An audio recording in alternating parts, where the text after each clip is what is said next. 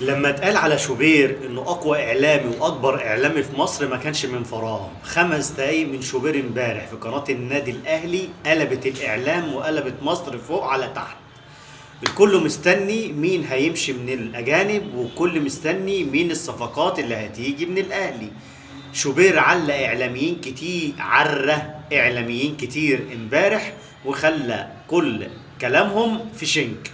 لكن الايام هتحكم ان كان شوبير صادق او مش صادق.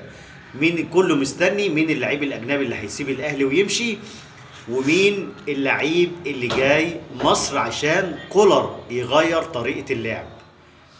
بداية اول لعيب صدر كلام عنه كليتشي النيجيري المحترف في اشبيليه الاسباني.